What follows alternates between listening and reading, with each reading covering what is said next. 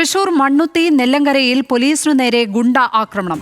ലഹരി പാർട്ടിക്കിടെ ഉണ്ടായ സംഘർഷം അന്വേഷിക്കാൻ എത്തിയ പോലീസുകാർക്ക് നേരെയാണ് ആക്രമണം ഉണ്ടായത്. 3 പോലീസ് വാഹനങ്ങൾ തല്ലിത്തകർത്തു. മണ്ണുത്തി SIക്കുൾപ്പെടെ 4 ഉദ്യോഗസ്ഥർക്ക് പരിക്കേറ്റു. സംഭവത്തിൽ കാപ്പ കേസ് പ്രതി ഉൾപ്പെടെ 6 പേരെ പോലീസ് കസ്റ്റഡിയിലെടുത്തു. Commissioner R. ഇളങ്കോ സ്ഥലത്ത് സന്ദർശനം നടത്തി. 6 ഗുണ്ടകൾ അപ്പോൾ പ്രവർത്തിച്ചു. പോലീസിനപ്പോൾ പ്രവർത്തിച്ചു. അത്രയും. Levin K. വിജയൻ ചേരുന്നു വിവരങ്ങളുമായി. ലെവിൻ, ഈ പോലീസിന് നേരെ ആക്രമണം നടത്തിയ ആളുകൾ ആരൊക്കെയാണ്? അക്രമികൾ ആരൊക്കെയാണ്? അവർക്കെതിരെ പുതിയ കേസ് ചാർജ് ചെയ്തിട്ടുണ്ടോ? എന്തൊക്കെയാണ് വിവരങ്ങൾ?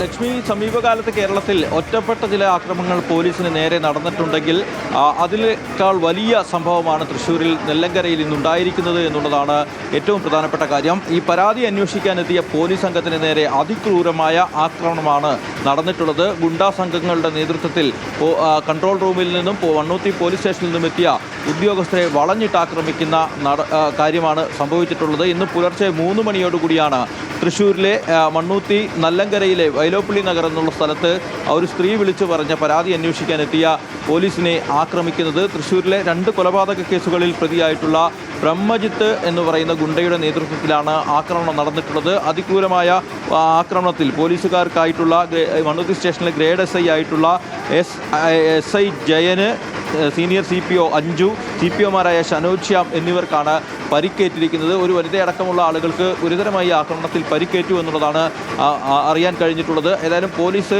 ഈ കേസുമായി ബന്ധപ്പെട്ട് ഊർജിതമായ നടപടികളാണ് സ്വീകരിച്ചു വരുന്നത്. ഇന്ന് 3 മണിയോടുകൂടിയാണ് സംഭവം നടക്കുന്നത്. ഈ സംഭവത്തിന് അടിസ്ഥാനമായ കാര്യം മണ്ണുത്തി വൈലോപ്പള്ളി നഗർ നെല്ലങ്കര സ്വദേശികളായിട്ടുള്ള അൽത്താഫ്, അഖദ് എന്നിങ്ങനെ 2 യുവാക്കൾ അവരുടെ ബർത്ത്ഡേ പാർട്ടിയുമായി വീട്ടിൽ ബർത്ത്ഡേ പാർട്ടി നടത്തുന്നു.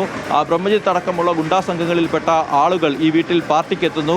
ഈ പാർട്ടിക്കെത്തുമ്പോൾ ഇവരുടെ മാതാവ് ഇവിടെ നിന്നും മദ്യപിക്കാനോ അല്ലെങ്കിൽ ലഹരി ഉപയോഗിക്കാനോ കഴിയില്ല എന്ന് പറഞ്ഞ് ഇവരെ വിലക്കുന്നു. തൊട്ടടുത്ത് തന്നെയുള്ള മറ്റൊരു ആളൊഴിഞ്ഞ വീട്ടിലേക്ക് ഇവർ എത്തുന്നു. അവിടെ നിന്ന് മദ്യപിക്കുകയും ലഹരി ഉപയോഗിക്കുകയും ചെയ്ത ശേഷം ഈ പ്രതികളും ഈ ഗുണ്ടാ സംഘങ്ങളിൽപ്പെട്ട ആളുകളും യുവാക്കളും തമ്മിൽ വാക്കുതർക്കമുണ്ടാവുകയും തെരുവിളി അടക്കമുള്ള പ്രശ്നങ്ങൾ ഉണ്ടാവുകയും ചെയ്തതോടുകൂടി അൽത്താഫും അഖദും സ്വന്തം വീട്ടിലേക്ക് തിരികെ എത്തി മാതാവിനോടായി പിന്നീട് ഇവരുടെ ബഹളം. മാതാവ് വാതിൽ തുറക്കാൻ തയ്യാറായില്ല. പിന്നാലെ തന്നെ ഇവർ പോലീസിനെ 112 എന്ന പോലീസ് കൺട്രോൾ റൂം നമ്പറിൽ വിളിക്കുന്നു. പോലീസ് ഉദ്യോഗസ്ഥർ പരാതി അന്വേഷിക്കാനായി ഇവിടെ എത്തുന്നു. യുവാക്കളുമായി സംസാരിക്കുന്നു. പക്ഷേ ഇവർ വിട്ടുവീഴ്ചയ്ക്കോ വഴങ്ങാനോ തയ്യാറാകുന്നില്ല.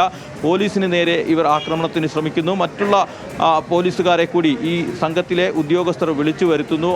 അങ്ങനെ 2 പോലീസ് ജീപ്പുകൾ കൂടി ഇവിടെ സ്ഥലത്തെത്തിയതോടുകൂടി ഈ ഗുണ്ടയുടെ നേതൃത്വത്തിൽ, ബ്രഹ്മജിത്തിൻ്റെ നേതൃത്വത്തിൽ ഉദ്യോഗസ്ഥരെ വളഞ്ഞിട്ട് ആക്രമിക്കുകയായിരുന്നു. വലിയ ലഹരിയിലായിരുന്നു ഇവരെന്നുള്ളതാണ് പോലീസിൽ നിന്ന് മനസ്സിലാക്കാൻ സാധിച്ചിട്ടുള്ളത്. പിന്നീട് 15 പേരോളമാണ് ഈ സംഘങ്ങളിൽ ഉണ്ടായിരുന്നത്. 6 പേരെ പോലീസ് രാത്രിയിൽ തന്നെ പുലർച്ചെ 3 മണിയോടുകൂടി തന്നെ കസ്റ്റഡിയിലെടുക്കുന്നു. അതിനുശേഷം അവരെ മണ്ണുത്തി സ്റ്റേഷനിൽ എത്തിച്ചു. ഇപ്പോൾ തൃശ്ശൂർ ജില്ലാ ആശുപത്രിയിൽ മെഡിക്കലിനായി എത്തിച്ചിരിക്കുകയാണ്.